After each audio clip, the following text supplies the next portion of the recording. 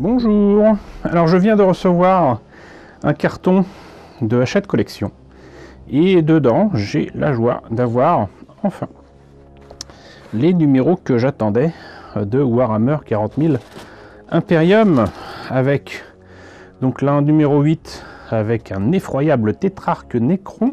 C'est ce que nous verrons tout à l'heure. Il y a même des dés, ça m'importe peu, mais c'est quand même une belle figure, on va voir ça tout à l'heure. Le numéro 9 et le numéro 10 que j'avais tenté en vain de trouver en kiosque. Et pourquoi? Parce que vous le voyez, il y a marqué qu'il y a 13 figurines, et pour avoir les 13 figurines il faut donc avoir partie 1 et 2, et ça fait quand même un sacré nombre de Necrons, hein, voilà. Et ils sont accompagnés de petits scarabs, je sais pas quoi là, ça a l'air bien sympathique et j'avais hâte de les recevoir. Et enfin le numéro 11 avec donc un archiviste en armure Phobos et un pinceau. Voilà, un pinceau, je pense que c'est pour brossage à sec. Et ça aussi, ça va être bien sympathique à vous montrer. Donc, bah écoutez, sans plus tarder, ce que je vous propose, c'est de voir ce que donne ce fameux numéro 8. Alors voilà, déjà dans un premier temps, je vais écarter les 6 dés qui sont là. Ils sont bien sympathiques, mais qui ne me serviront strictement à rien. Mais je note quand même que c'est pas des dés de petite facture. Bon, c'est pas des dés géniaux, mais voilà.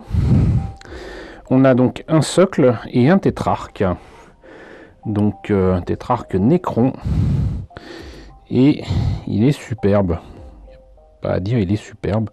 Très différent de celui que j'ai en résine, que j'ai trouvé à Emmaüs il y a quelques années. Et qu'il faut que je complète parce qu'il est incomplet. Mais une belle figurine. Voilà. Très très beau.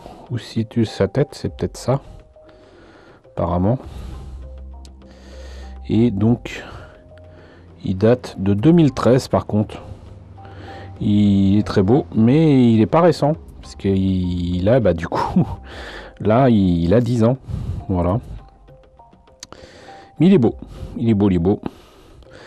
Donc, j'ai un beau tétrarque Necron. Je suis content. Maintenant, on va voir ce qui nous est révélé sur ce personnage dans le fascicule. Alors, voyons d'un petit peu plus près ce que nous réserve ce numéro 8. Donc, eh bien, donc, un effroyable tétrarque Necron, on l'a dit. Personnalisez votre noble Necron, ok. Peignez votre collection de Necros. Tant mieux, tant mieux, tant mieux. Alors, au sommaire, rares sont les Xénos, plus calculateurs et cruels qu'un tétrarque. Dans ce numéro, vous nommerez et personnaliserez votre propre tyran androïde. Après l'avoir assemblé, vous le peindrez, et vous retoucherez vos autres Necrons. Puis vous enverrez votre tétrarque frotter les Space Marines. J'ai du mal hein, aujourd'hui. J'aime pas du tout l'illustration qui est ici, c'est vraiment pas terrible. Là, c'est déjà mieux au niveau de la peinture. Donc tyran Necron royal, ancien, puissant et souvent fou allié. Les tétrarques mènent leur légion infatigable dans des campagnes de conquête, ambitieux et soifeux de pouvoir. Ils œuvrent à étendre les territoires de leur dynastie et à restaurer la gloire passée de la race Necron. Faux du néant, tant qu'à faire. Hein. Arbalète Attaquion. Alors, je sais pas où c'est que ça se situe. Et donc, qu'est-ce qu'il a là? Un orbe de résurrection. Ankh du Triarcat. D'accord. Et les habits sont des symboles du noble statut du tétrarque. Avec la cape et le tabard. Et donc là, on peut faire la fiche donc, de ce tétrarque. Où apparemment, il faut certainement lui inventer. Donc, ses fonctions, son nom ou quoi. Et ça concerne ceux qui vont jouer avec. Ce n'est pas mon cas. Donc l'assemblage. Tétrarque. Pièces ajustées, orientées. Ok. Vu que c'est une vieille figurine, effectivement, il y a pas mal de choses à coller, finalement. Donc, faire attention à tout ça. Il y a quand même des choses aussi à voir pour la cape et le tabac. Et voilà. Donc. Et sinon, pour la peinture, Ron-Lord Brass, Leadbelcher, 3 couches de Ron-Lord Brass, je ne le répéterai jamais assez, c'est du n'importe quoi, surtout si vous devez ensuite mettre la peinture acier du Leadbelcher sur d'autres pièces. Ça ne rime à rien de mettre 3 couches de Ron-Lord Brass, à part mettre plus de peinture et donc avoir moins de peinture dans votre peau au final. Et ben, c'est la joie, en une seule page, hop, figurine terminée. Et ben, c'est pas beau. Je vous le dis tout net, c'est pas beau du tout. On commençait bien avec cette collection, avec des conseils qui étaient tout à fait avisés. Mais là, non.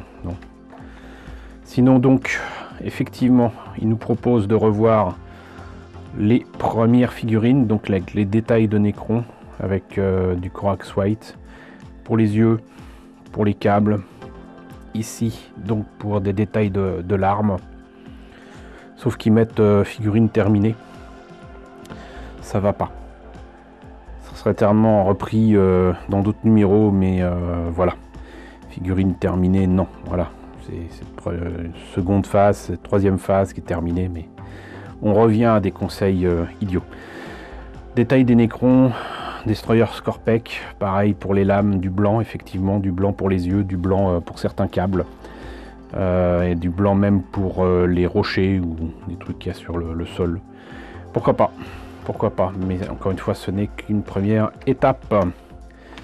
Et sinon aussi du coup du blanc pour la tête ici, la lame de faux.